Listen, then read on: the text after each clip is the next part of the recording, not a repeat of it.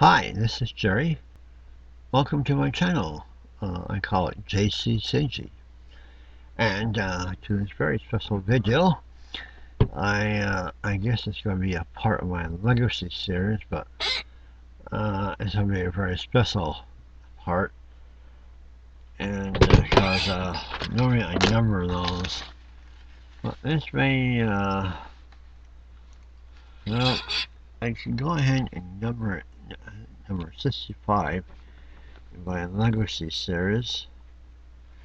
Even though it's going to be this is just one part of it of I put together a bunch of clips and turn it into a larger production, and I will be doing with this particular video segment. But I think what I need to do is tell you what this is about. And what this is about from 2005 to 2012, I made use of my knowledge that I gained when I went to college. I started out at college from high school. I went to high school in this town here and went to a junior college and then down to the University of California at Santa Barbara. And then I dropped out of there. And after a year, I went back to college at Humboldt State and graduated. And March, I think it was, 1968. And I had majored. My major was finally botany. You learned a lot. And I really was interested in plants and wanted to find a job related to that field.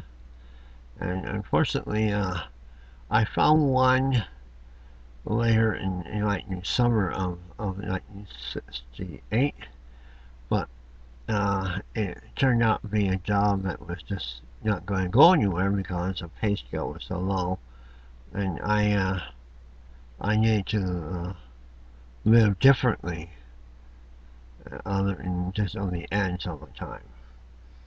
And so my father had ongoing bookkeeping and income tax business, and he had several employees, and he had gotten a large account, and he actually tried to get my brother, who was in Vietnam, it's an artillery unit, lobbing Agent Orange into the jungles as a defoliant into the jungles and clear the jungles and reduce the amount of places where VC could use as cover. And he tried to get my brother back to help him on some kind of special release program. But I don't really know the details because at the time I was working in Santa Barbara, and so all I found out later was when I started to look for another job in 1971, I took a vacation and I tried to look for another job. My father, I told my father about it, and he offered me a job. Well, because my brother hadn't gotten back yet, he needed somebody desperately to help him with this. He had enough. He had his hands full with just running the business as it was, and this new account was really time consuming. And so I tried to get a job in the field of botany and failed. And so I decided to go ahead and take him up on his offer, and I ended up here in 70, I guess in 71. And a couple of years later, I was still living with my parents in their home. And 1973, I in that interval from 71 to 73, I was growing plants. I like native plants. And I was trying to learn how to grow different kinds of native plants. And some you can actually buy uh, from nurseries, plant nurseries. And I bought this one. It was definitely a species. And I really like it because it got really big. It's really neat looking. At least I'll show you a picture of it shortly. And I lost it. And I said, how can I lose it? I thought I was doing it right. So I knew it occurs in the area. I'll go out and see where it occurs. And maybe I could get some ideas on the kind of soil it's growing in and the exposure to sunlight and how dry it got and what have you. And so I went out looking for this one plant, which I found. And I'll show you that. This is that one plant I found. That's definitely a species. Okay. I found this plant and said, wow, that's interesting.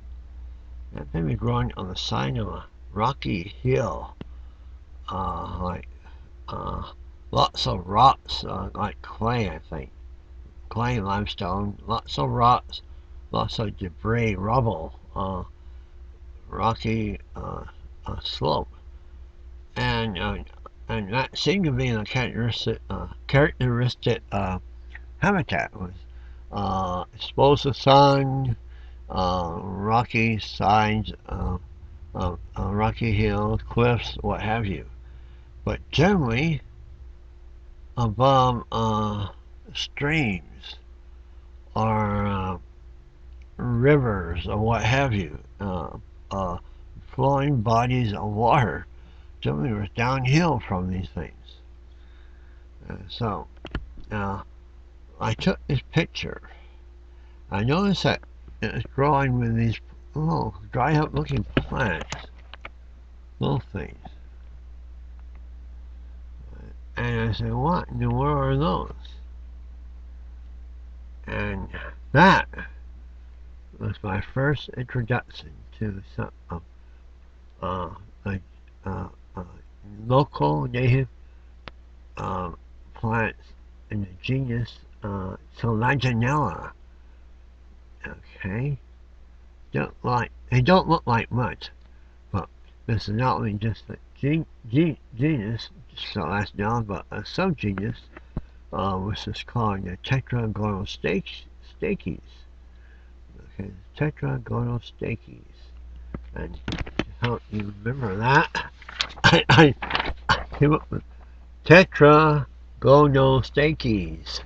And that's what the name is, right? That's how you really spell it below that, okay? And it's, well, so, this is what got me going right there. 1973, June 1973. So, from June 1973, well, that year was a busy year for me. From June to October, I spent that time, when I had time to get away from work, sometimes on weekends, I would, I explored different populations of this looking for that plant. And I explored from this area here, from northern Santa Barbara County, down into the mountains of San Gabriel Mountains and in the Santa Monica Mountains. Now, actually, let's see, when was that? Oh, somewhere in there. Oh, yes, in October. It was probably my last thing. October 5th, I did a botanical study of like a reservoir at the city of Thousand Oaks had. And I did a botanical study, and I sent a report of that study to the city of Thousand Oaks, where I would go through and identify the plants that were there, and told them, I don't know what I told them about how, but I can't remember what it was. I have the report somewhere, a copy of it somewhere, but I don't know where it's at. And so that was 1973. after 1973, I was involved in various interactions on the internet, looking at different plants species, Selaginella subspecies, subgenera Tetragonostachys. And so in 2004, finally in 2004, I was confident enough to develop what is called an identification key. And let me see if I have something here. I can show you what identification key looks like. I don't think I have what it is. Let's see. I didn't really think of that. This is kind of like this is what I was doing during that interval, 73 and 2004, compiling information. And I mean, I went to the internet. There's a site called eForest. They have flora in North America, and I printed out everything, pictures, you name it. And this is from the USDA plant site. It shows maps of the species and what states they occur in. And I was doing that kind of information gathering so I could understand and learn about these plants. And here is, let me show you eForest, the key they use. This is an identification key. Okay. Just give you a rough idea. It's like that. Okay. And it goes into characteristics. And it gives you a number of options. Like if it has a certain characteristic, you go that number and you go down that list to that number on the left side there and ring the next sequence of characters, and that's the way it works. And so I reached a point in 2004 where I could do my own, but what I did was entirely different. Like that arose from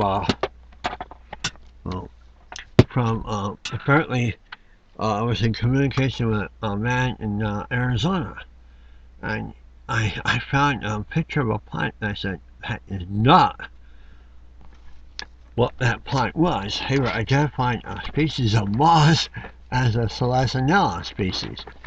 And I said, well, that is not Selaginella. And so what I had to do was to, I decided the best way of doing this was to do a key that would show the characteristics of the species of Arizona species. And my keys were kind of like this. Here's what I did for California, where I would show the species names on the top there. And everything, I think the one in Arizona is a little bit different, but I show the currents, I say north, south, central, whatever. And here's, I show the characteristics of that. And that's one chart I use. So if I can find, I know I have some keys here. And, oh yeah, here we are.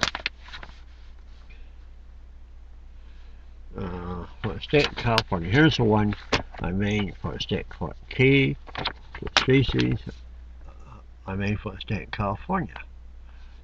And this one for Arizona is comparable. And what I did was different. Instead of showing two characteristics, I took one characteristic, which is absolutely one. Most keys show several characteristics that you compare at one time. I just show one: leaf bristles. There's that size of leaf bristles, or that size of leaf bristles, or that size of leaf bristles, under 5 millimeters. And then I identify the other characteristics that made each one of these species stand out from each other to make it easier to do, because these babies are small plants. Now I'm showing you one of these a live one somewhere, at some point in this film. And so I think with that in mind, I might uh, close this portion and continue on with another video.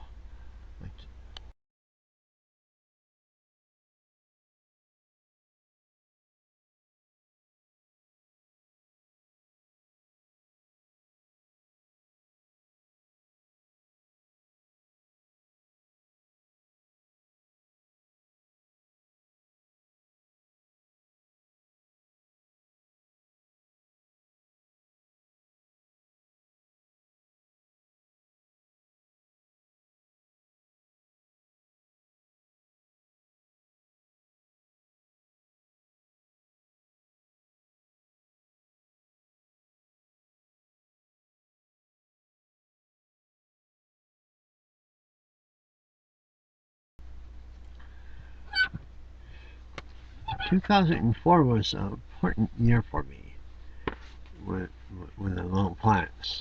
The Selaginella was starting to really get into studying. And one person that really got me going on this. And at the time, all I was really had any real knowledge on was this one species that occurs locally called Selaginella bigelovii, which I showed you a picture of. And well, I found this one site, uh, a place called Fancy Fronds online. That's the lady there was selling about, I think, 2 different species of Selaginella, and so I ordered those from her. And that was in uh, December 2004, and that was really great. And I couldn't believe it. Actually, I guess I got 3 species from her. 2 kinds of bigelovii and 2 other species. One from, I think, Arizona, and the other one from Washington. And they were really interesting to me, and I didn't know very much about growing those things. And so I had to learn, and I spent a lot of time trying to figure out the best way to grow those. But this lady who I really owe the ability to do all this research I did afterwards, and I owe that because she sent me plants. Year after year, she was sending me groups of plants that I could study. And her name is Judith Jones. And she sent me all kinds of plants. All the plants I got from her. I can do research on. These are at Selaginella. Okay, the ones I was researching. And there's the little statement. Okay. And so that was really, she gave me the support I needed in order to accomplish this. Accomplish what I accomplished. That was developing some degree of expertise in this about and the knowledge of this particular subgenus of the Selaginella. And because of that, my work began really in 2005, and starting to learn, feel my way around all these plants. And let's see, what happened was part of the way of doing that was I showed you was doing these books, copying this information off the internet on these different plants, where they occur, and developing ways of understanding them. And one thing I did was like I developed, when was this done? Oh, 2005, right. October 2005. When the only way to learn how to do it was to really get involved in trying to identify these plants. And part of the reason why Judith sent me the plants was to confirm her identification of them. And I didn't know that much about them at the time. So I had to learn. And one way of learning is to create a data bank. And I made charts. And this is a chart that lists the characteristics. And this is like an automatic, a digital key chart where I would list all the characteristics that can be found in all those plants that I could find. I will list out, let's see, names. This is for California. The names of the plants on top are abbreviated, and different, I give them, it's like hexadecimal, 3 coding numbers where I could place a 1 or leave it as a 0. And when you went through, this program would actually count these things. And it's each column down, okay? And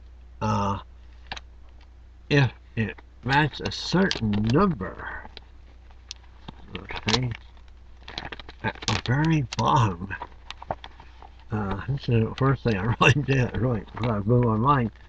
If it matches a certain number at the very bottom, it would tell me what that plant was. In this case, it was Watsonii. Okay, and you put the Y, no, N across there, and no, it doesn't match that, it matches that one. Okay, by the number of ones located in that column according to these characteristics. Okay, that was really my first major effort at trying to develop an analysis, a digital analysis of these species. It's really complicated, yes, but it was one way of learning how to do this and learning about these plants. And so that was really, that I think is really the thing that really got me going on that. And so from there I went into developing these kind of keys for each state where there are more than 2 species, or one species at least. Okay, that's the basic kind of key I use on several states. I'm going to show you just that one.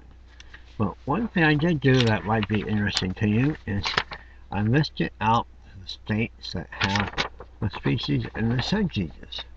This is that listing. Okay.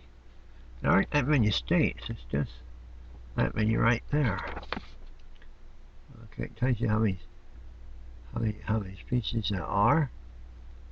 Turn this light up like that. There we are. Okay. My light in this room really sucks. So get close. So,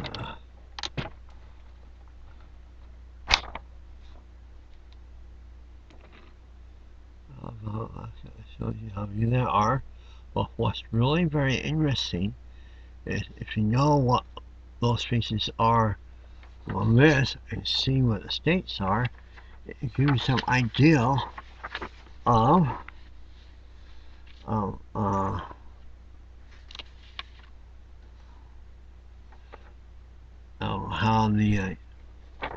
those species are occurring in the country.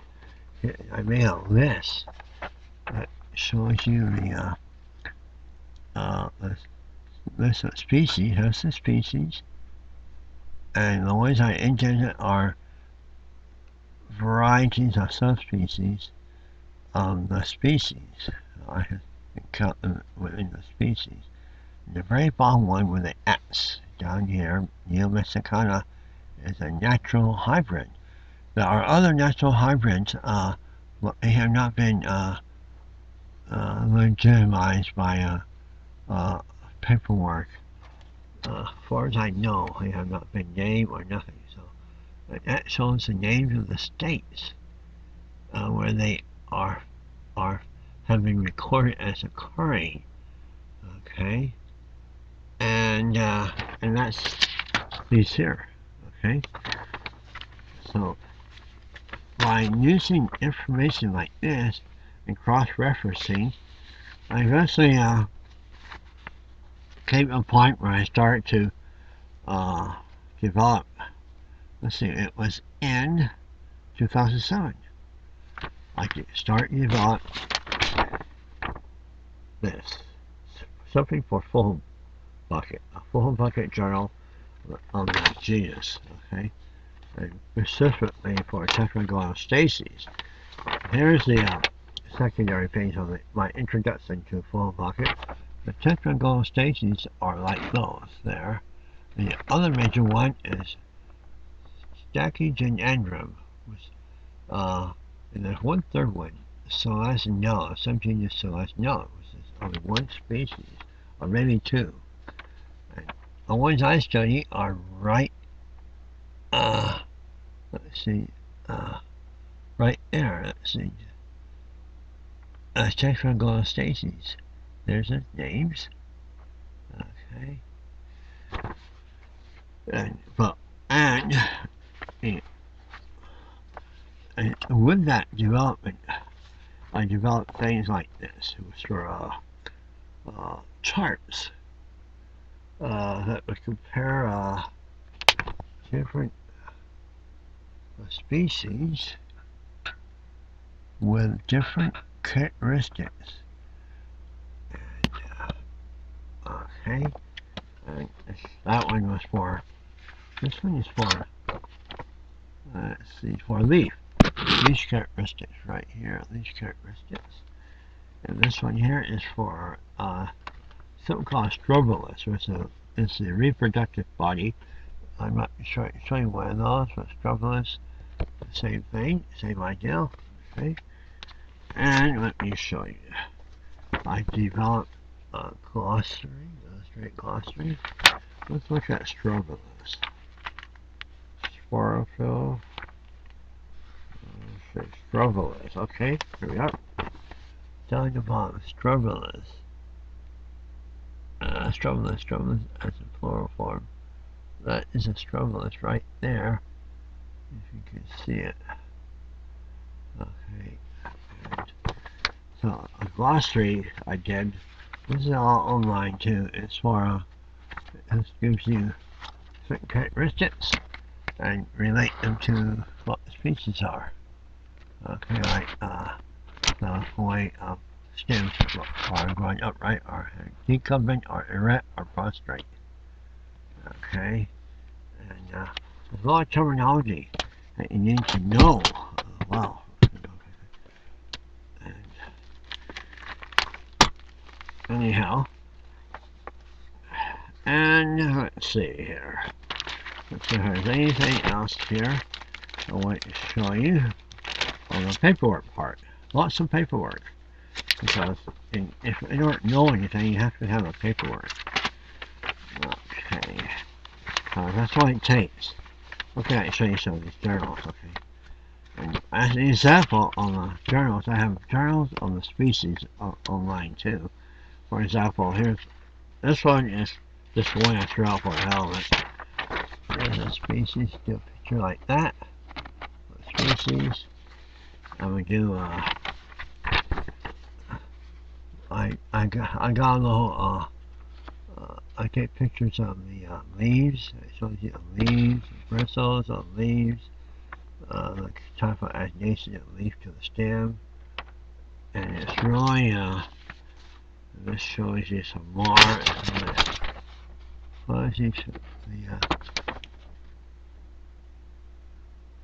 Shows you all rhizophores. Instead of roots, they are rhizophores. That's what that long thing is, rhizophores.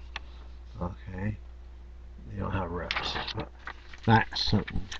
I'm not going to get too detailed. It's easy to get carried away on the detail work of this stuff. So as you can see, it's got really comprehensive. I try to be as thorough as possible to provide the best information I could. And what this has resulted in essentially is that developing a means of growing these things, a proper substrate, at least one that works for me, and I eventually, let's see here, right, I developed, in 2012 I had developed keys for Arizona, California, Colorado, Montana, New Mexico, Texas, Utah, and Wyoming, and put them into PDF format and have it available off of my free server website. And set up links and threads on the California Native Plant Society forum, public forum, as well as I started to work on there's one species occurring in this country called, actually there are two species that occur in this country that also occur in other countries. A northernmost one is called Siberica. It occurs over in Siberia and possibly into Japan and across into Alaska. And there's a southern species called Peruvianum, which occurs, would you believe it, up into Oklahoma, and as is the northernmost limit of that, and down into Argentina. And so that got me going on to looking at the members of the Tetragonostachys that are occurring around the world. There aren't really that many. There are a few. But getting information on a few was a nightmare. But I did find that in Africa there's several species, and I went through and I amassed that information and I put it together, and I set up a thread on the South African National Parks Organization forum that gives some information on those species that occur in Africa and Madagascar from what I could find. And I did try to get information on those in India. There's a couple in India, but to no avail. And in Japan, I have a friend from Japan who he sent me a book in Japanese that shows all kinds of the ferns and the plants, fern allies of Japan, and I think there may be a couple in that book, but maybe I'll show that on as I just no clip on this video. And so that was maybe I'll go and get that right now.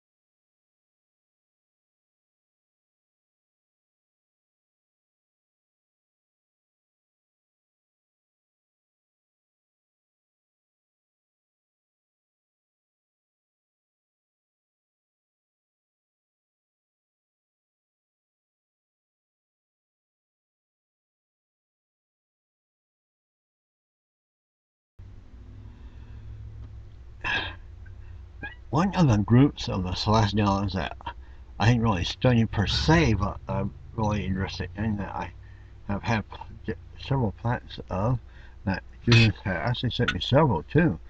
But one I got from, I bought some like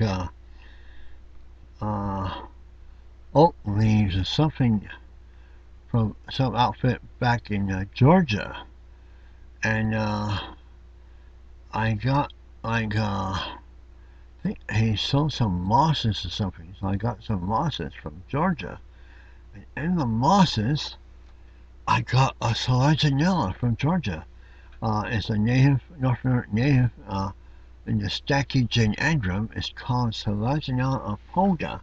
And what it really blew my mind was that I had that period where the plants, I got sick and plants, basically a lot of plants dying, and things got really dry, and I didn't water as much as I was watering. I mean, I was watering and spraying every day. I was looking at water at least once a day sometimes. Maybe then, not even then. And so, once I start cleaning this thing up in, like in December, in the days of darkness, I start going through and working on those plants. And early after that occurred in early January 2015, I guess it's this year. Yeah, uh, and I discovered that this thing has survived, and that the spores, as they start growing, it grows by spores. And those little spores are so durable, they survive the drought, the harshness of the environment, and they sprout, and they produce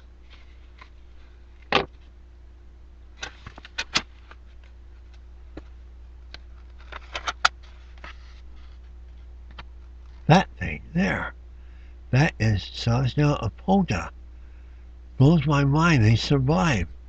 I thought they were gone for sure. This here is also the Stachygenandrum. This is from Siberia. Uh, called, there's a dispute over the name of this, but I'm calling it Sanguinolenta,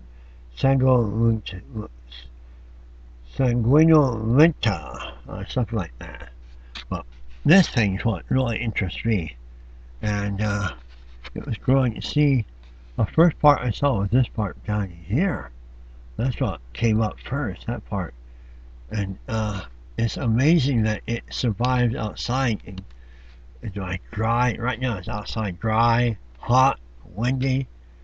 But I spray it maybe once a day now, and it has survived. So that's shows you how tough some of these little babies are. And I want to show you the one of the Tetragonostachys species too. That's next. Okay, and this here is a member of the Tetragonostachys. This one here. This is Selaginella hansii. Occurs only in the foothills on the western side of Sierra Nevada, from Tulare County up north into Shasta County. So, essentially the range of the Sierra Nevada. The Sierra Nevada mountains in California are the ones that are on the eastern side of the state, and where you have Sequoia National Park, King Canyon National Park, what have you. And this is Selaginella hansii.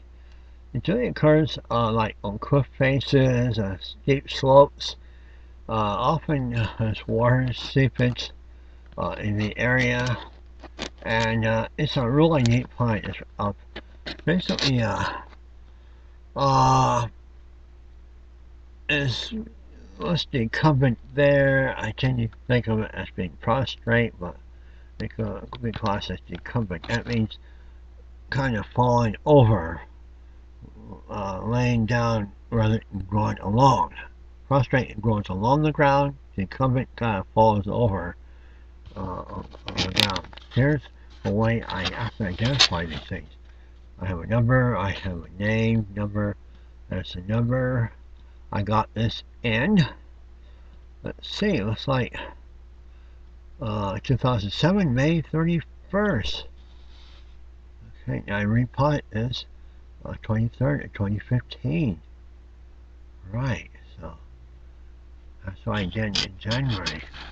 And I really felt good that I was able to, and the thing is so much better now. It looks great, and you see how kind of made it rocky. I used granite, rock, and sand to grow this in. And so it's a great little plant, and that's the these and others like it are the subject of my research that I did. And so anyhow, uh,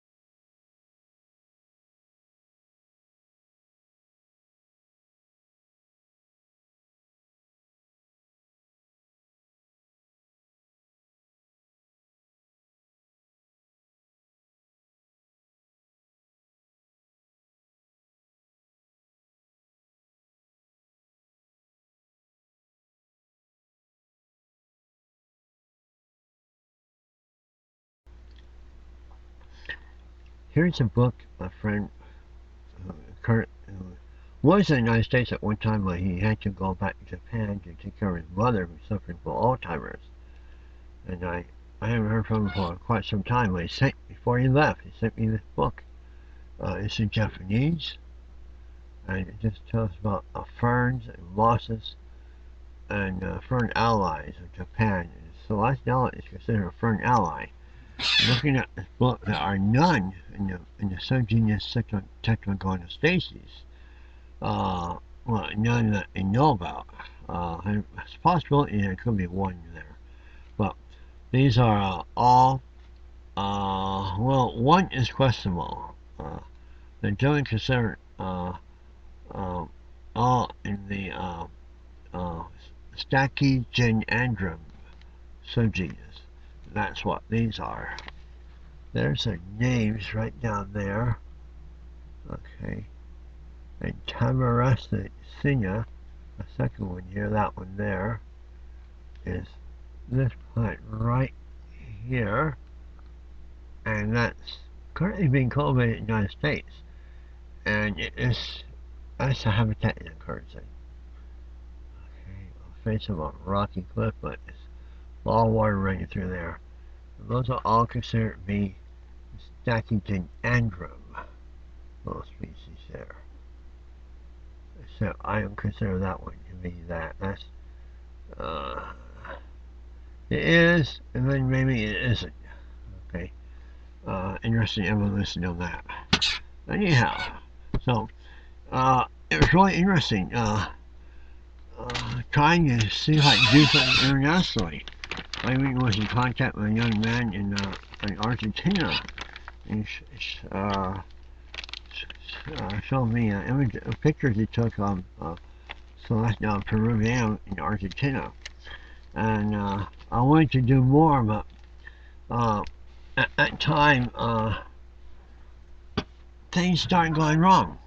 I, I was in learning about the plants. I was able to access herbariums around the country that had specimens where I could actually look at a specimen online.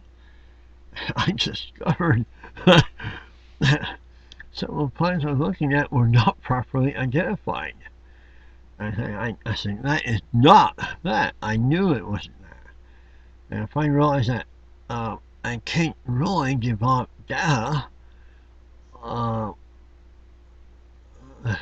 that I can be confident of being accurate by just simply going online and looking at what they got. It would take me forever. And so I decided that was a loss. So I stopped doing that. I always had to be there in person to deal with that, and that's impossible. And the other thing that happened that kind of blew my mind was I was using Microsoft.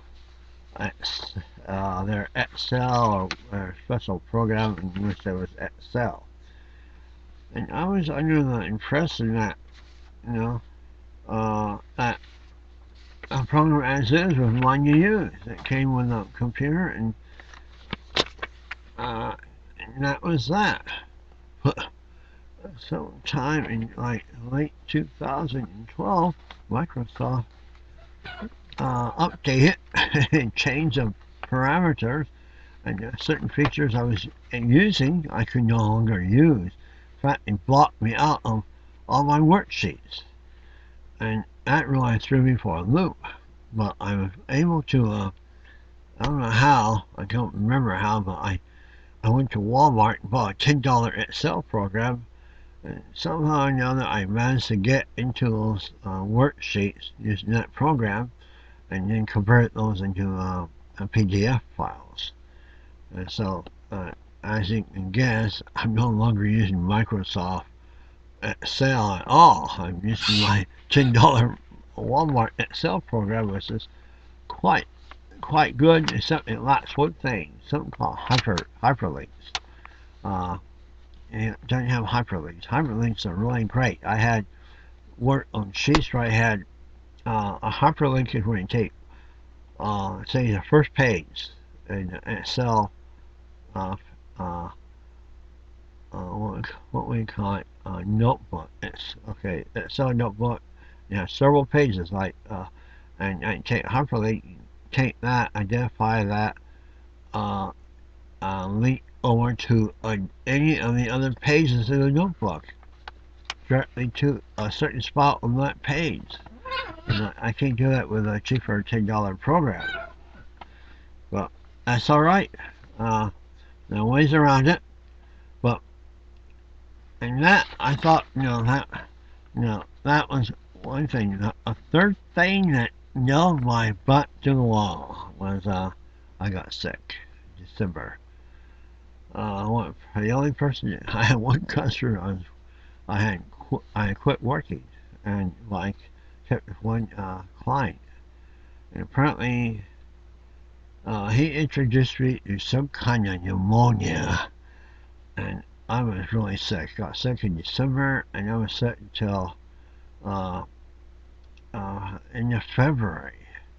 I mean, it was like I was basically bedridden and managed to get up and do basic chores every day, but I couldn't water my plants like I wanted to. I was lucky to water them once a day as it was, and I lost a lot of plants. And some days I didn't even water them at all. And that was really rough. It was hard. I almost thought I was like die. And that was in 2013. And I don't know how. I think I came online. That's why I first hit YouTube. 2013. I think January 2013. I tested a little video I did with one cat, a little cat I had at the time, and but just to get my mind off of everything. And so once I recovered basically from that, I had completely lost interest in everything. The only thing kept me going was YouTube. From for all of 2000, remainder of 2013 until let's see, yeah, 2013. It was let's see here. I'm trying to get these. I am quite got the dates right. 2013, and let's see, let's see, right, 2014. I kind of lost interest. I just kind of watered my plants and I let them go. What survive, I just let go. I watered them once, whatever, and it has got covered by weeds. But when the 20 days of darkness arrived in December of last year, 2014, uh, that got me outside and got me to look at my plants, and I decided to get back into them. And so since then, I got them all cleaned up, got them growing again, at least the ones that survived. I had a whole lot of species, and I lost several that were really important to me, but I'm surprised by the ones that survived. And so what I can do, I want to show you a couple of them with uh, attached clips, and, and, and what else? I may attach a few other things to the end of this massive video. It'll probably go on for an hour, or either that, or I'll break this thing up into two. It depends on what YouTube will allow me to have. So, and I guess that basically will I'll show you essentially where I'm at right now, which is I'm just growing the plants right now. And there's some people back in Virginia that want some, but I kind of broke off communication with them after I got sick, and just didn't have, my heart was gone. And maybe I'll get back in contact and provide them with some plants if they're still interested. So anyhow, that's it. So all this work, and the best thing about it is that I have those things on the forums. That's what it's all about. Getting the information. For me, it's getting that information out there. I learned something. I know about these things. And I guess there aren't that many people on the whole planet that know about these things. It's just a few, a handful. And so I just felt it important to put that information online so that it's freely available. A lot of this stuff, there are certain things called like JSTOR. They charge you just to look at the reports that scientists do. And there's another one too that does that. And I was simply not able to. I don't have money to pay. I didn't have money to pay for that stuff to look at articles on these kind of plants. So I had to, go when I could. And so I decided to make sure that I got these into public forums where people who are interested could learn about these things on their own without having to pay them money just to learn something like that. And so what I'll do is I have down there, I'll have links to two forums there. Actually on my front page of my free summer page. Actually, I have a website, free summers. The front page is has links to all that. Well, I'll put them down there in case you're interested in learning some more and seeing pictures. And I guess that does it for the Tetragonostachys. Appreciate you taking the time to watch this long, long, long video. And I hope I can just show it at one shot. Otherwise, it'll be in part one, part two, whatever. So until later, enjoy. Thank you for your views and support, and we'll see you then.